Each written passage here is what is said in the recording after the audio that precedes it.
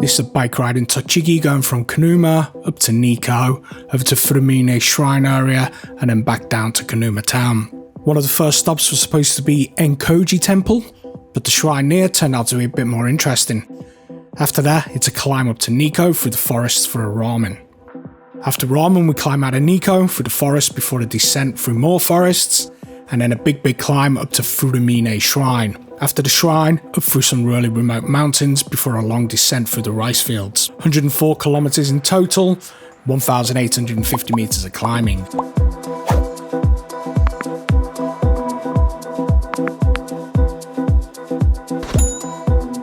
The ride starts with a gentle climb next to the Arai River. There's very few cars, lots of rice and cranes.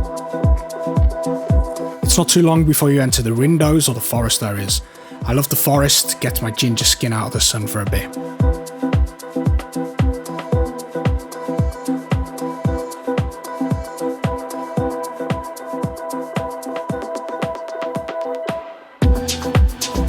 I reckon this rice farmer's got a long day ahead. He's going pretty slow, and there was rice as far as the eyes could see. These cedar forests are on the 149, about 20 kilometers south of Nikko, next to the Kurogawa River. How's this for a bus stop? Got a nice cover, somewhere to sit, spectacular view in the mountains, forests all around you.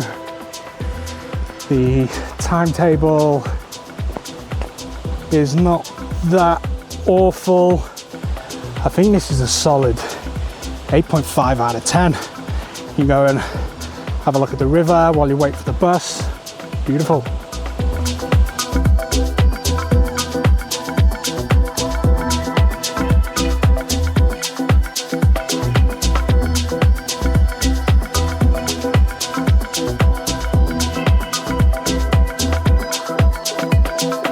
Kurogawa Shrine is at the quarter and the halfway marks.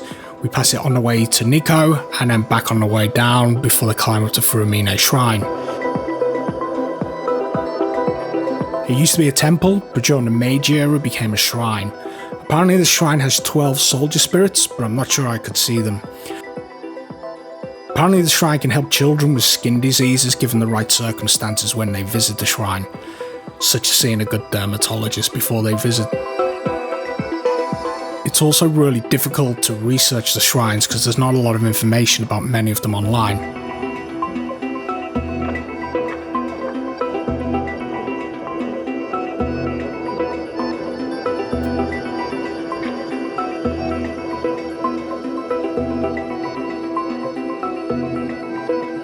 Inside the shrine is kind of cool though, very old. The carvings are really nice. I wonder what this scene is trying to show though. It's a woman presenting a carved face to somebody, but not sure what the background story is.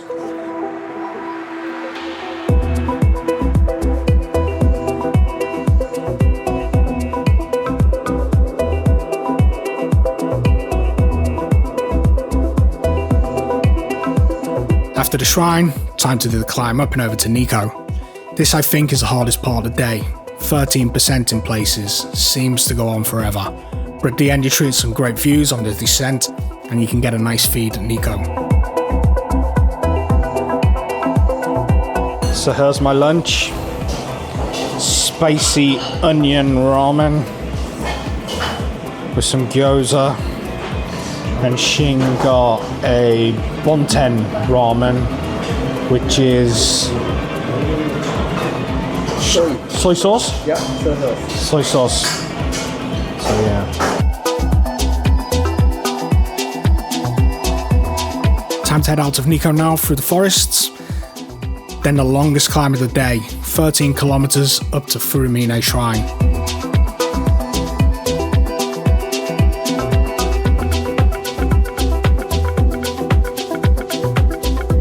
This is where Shing took off to meet me up at the shrine for a coffee when I finally managed to get there.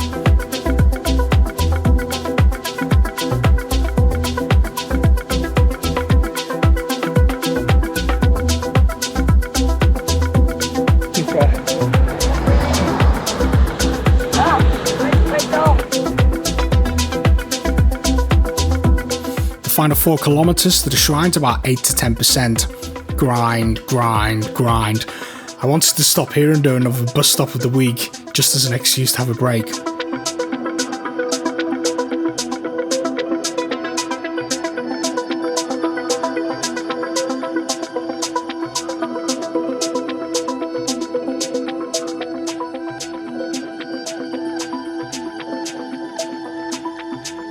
The final climb after Furimine has some amazing views of the mountains of Tochigi.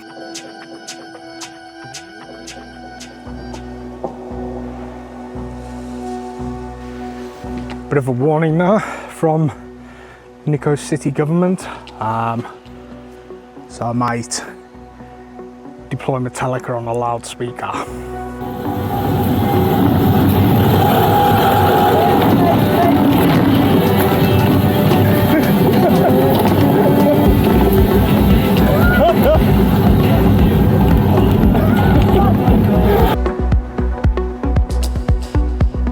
After Shin calmed down after seeing the snake, which he's afraid of, we continued our descent to the finishing point.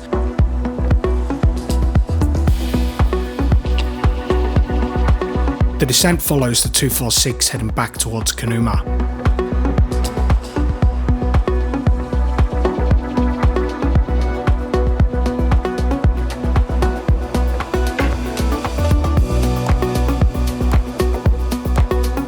One of my favourite parts of cycling in the countryside is going through these small villages. In a decade, most of them would disappear. The young people simply don't want to live in a countryside, and they just allow the places to fall into disrepair when their parents die. This cat is either really brave or really stupid.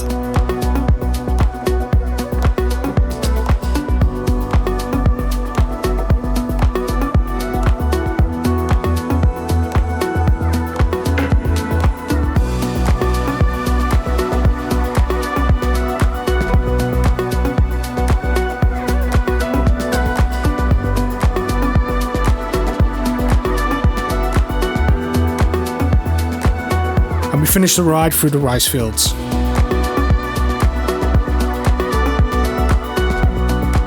Good ride this one, I give it 8 out of 10. Possibly the most enjoyable ride I've done on a day trip from Tokyo.